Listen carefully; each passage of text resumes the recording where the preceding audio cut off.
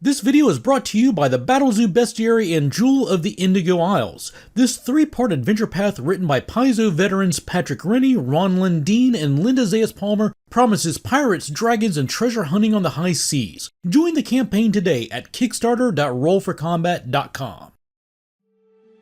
Hello and welcome to part 2 of Vehicles in Pathfinder 2nd Edition by How It's Played. In part 1 we covered the basic rules for vehicles, how they work, how they move, and how to read their stat blocks, and now in part 2 we'll be diving into how vehicles work in combat. Combat while aboard a vehicle is not entirely different from regular Pathfinder combat.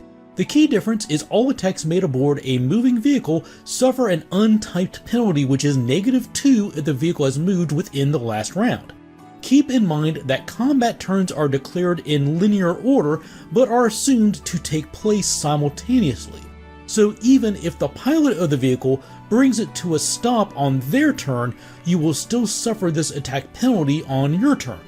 This penalty increases to -4 if the vehicle is uncontrolled or if the pilot has used an action with the reckless trait within the last round, even if the pilot rolled a success on their pilot check for that reckless action.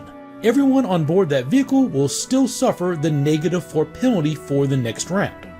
And note that this penalty is applied when making attacks while aboard a moving vehicle and has nothing to do with the targets of that attack. This applies if you are attacking someone on the ground as you pass them, someone who is aboard another vehicle running alongside you, or someone standing on the deck of the same ship that you are. But, of course, the GM has the right to apply this any way they believe is appropriate. For example, they may decide not to apply this penalty for a very large ship that is sailing through very calm waters. Also, the GM is encouraged to apply cover rules. Unlike some other D20 systems, the stat blocks here do not dictate how much cover the pilot or passengers receive when being attacked from outside the vehicle, so the GM will need to make a decision about this for themselves. The guideline is if the vehicle has raised sides but no top, a chariot for example, then it provides either lesser or standard cover, and if the vehicle is enclosed like the interior of a carriage, then it provides greater cover to the passengers. And also note that vehicles do trigger reactions just like any creature does, as do the actions of its pilot and its passengers.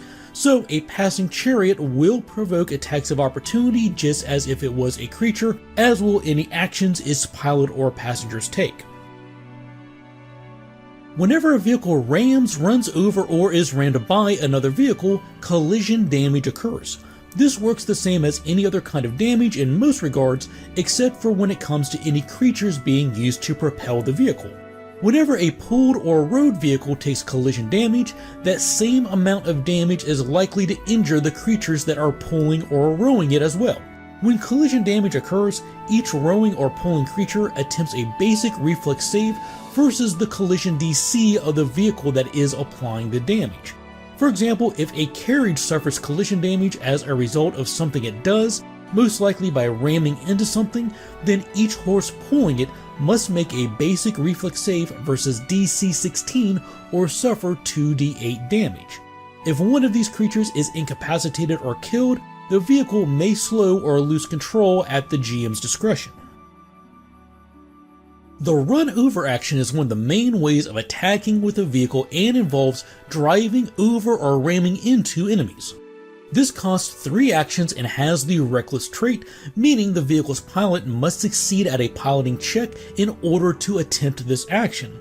We covered reckless actions in detail back in part 1, so make sure you go watch that video if this does not sound familiar. If you succeed, then you may move the vehicle up to double its speed in a straight line and may inflict damage on smaller creatures and objects in your path. This is similar to a monster's trample ability. During this movement, you may freely move the vehicle into the space of any creatures that are at least 2 size categories smaller than the vehicle. When you do so, these smaller creatures must roll basic reflex saves against the collision DC of the vehicle or suffer the listed damage. And in addition to running over creatures, this action can also be used to ram into a target, be it a creature or another vehicle. There are a couple of key differences between running over and ramming into a target. First, any number of creatures can be run over, but only one creature or vehicle may be rammed into each turn. Second, whereas creatures that are at least 2 size categories smaller than the vehicle may be run over, the target of a ramming attack must be 1 size category smaller than the vehicle or larger. And third, by law, running over creatures does not impede the vehicle's movement, but successfully ramming a target immediately ends the vehicle's movement that turn. This doesn't mean that it comes to a complete stop, only that its movement ends. So carriages that are pulled by horses have speed scores of 40 and on a run over action that's doubled to 80. So if it could possibly move 80 feet during a turn that it does the run over action and is only moved 50 feet at the time that it rams into a target, then its movement ends and it cannot continue moving the remaining 30 feet that's provided by the speed score of those horses pulling it. When a vehicle rams a target, that target gets to attempt a basic reflex save just like when a smaller creature is run over. If the target is another vehicle, then that vehicle's pilot may roll their piloting skill as their reflex save.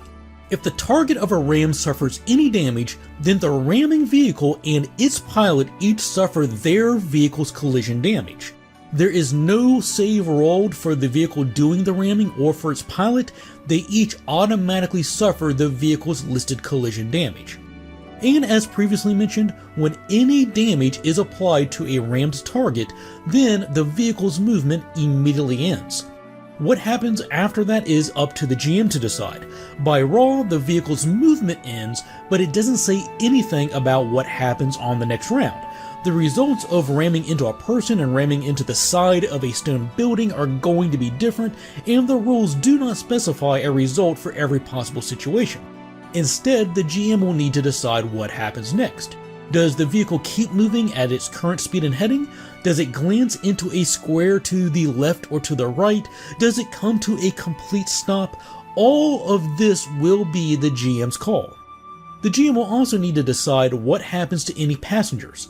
The rules state that the ramming vehicle and its pilot suffer collision damage without any saves to reduce it, and any creatures pulling or rowing the ramming vehicle get to make basic reflex saves to reduce the damage, but the rules do not specify what happens to any other passengers of the vehicle.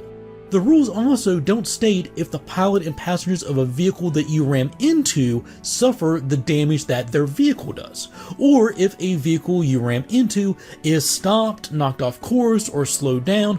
Again, all of these are items that the GM will need to make their own rulings on a case-by-case basis. When a vehicle suffers enough damage to reduce it to its broken threshold, which is usually half of its total hit points, it becomes broken. When this occurs, the vehicle suffers an untyped -2 penalty to its armor class, all saves, and its collision DC, and the DC of all piloting checks related to the vehicle increased by 5. Also, the broken vehicle's speed score is cut in half. When a vehicle is reduced to 0 hit points, it is destroyed. If the vehicle is in water when this happens, then it sinks.